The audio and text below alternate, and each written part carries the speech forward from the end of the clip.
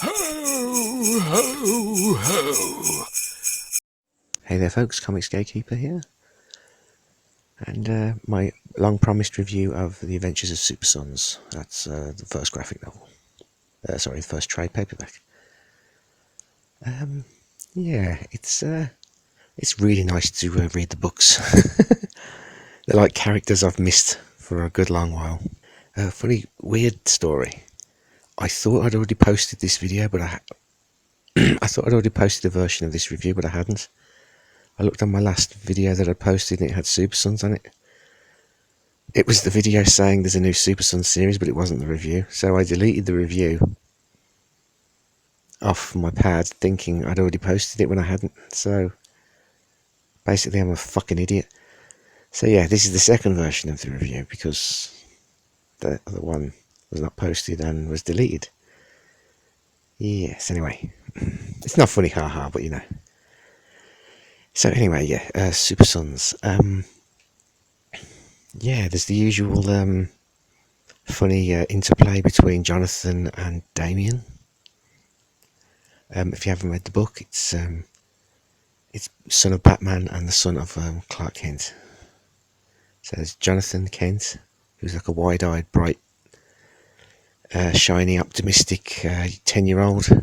He calls himself Superboy, and he's kind of got some of the powers. And then there's Damian Wayne, was raised by the Talia al Ghul to be a super assassin and a cold-blooded bastard. So yeah, there's pretty much the odd couple of DC Comics. In the last series, they met, bickered constantly, had a lot of fights, and eventually were trusted enough to have a base. They have a series of welded together trains at the bottom of the harbour, which they've kitted out like the Batcave with Justice League teleporters and all kinds of stuff. And they're only supposed to get like street level crimes at the moment, because obviously the dads don't want them getting into serious danger. But they always do get into serious danger. They go to another dimension full of superheroes. They go to where do they go?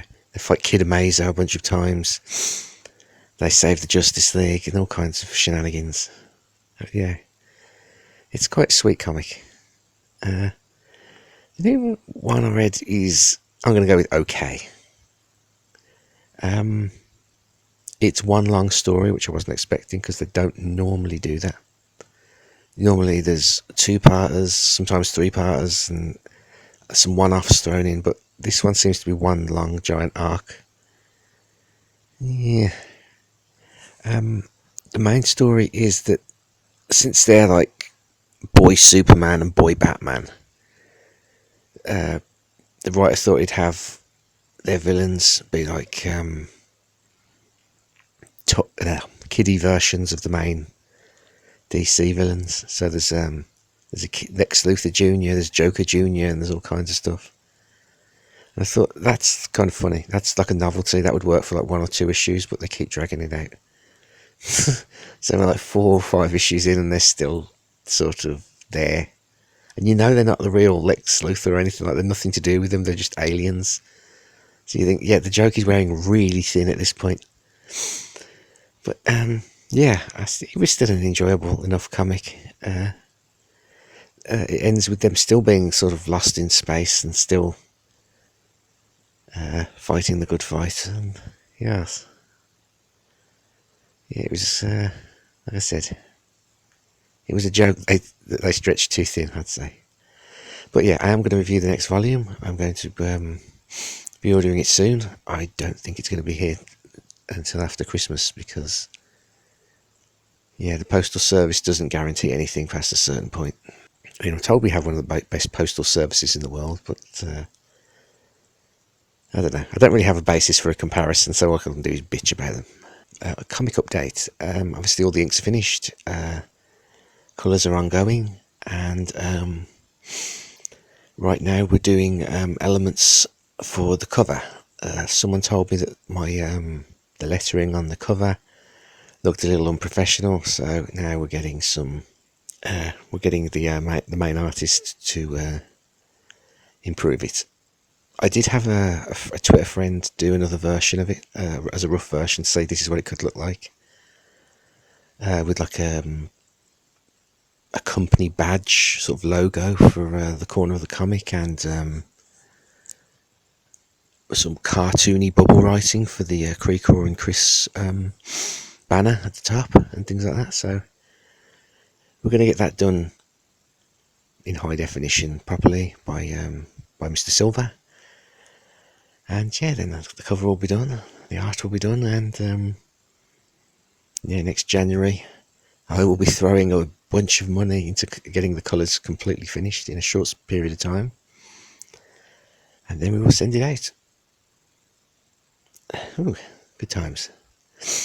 Where are we? I don't mind telling you, it's been 2 long years of struggling to get this thing made. I mean, you could make a film out of all the drama that happened. I mean, I recruited someone who really wanted to do the comic, and then didn't want to be paid piecemeal, wanted it all the money in one, and then would do it in 30 days. And I couldn't work that way, and he just said, fine, bite. And yeah, so I was left with a page that was completely useless because it was in a completely different style to anyone else.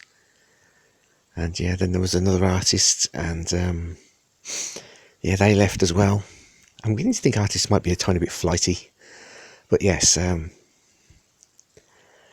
yeah, I was kind of, this summer I was kind of up shit creek without a paddle, generally faffing and flailing around looking for another artist.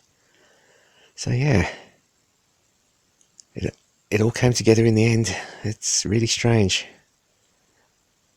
I'd say it's karma, but apparently everyone says I deserve bad karma, so it can't be that. Maybe karma doesn't exist.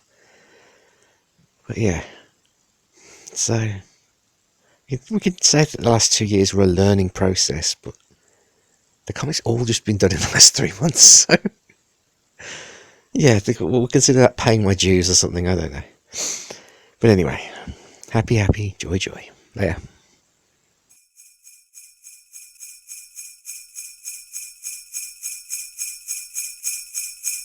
Ho, ho, ho.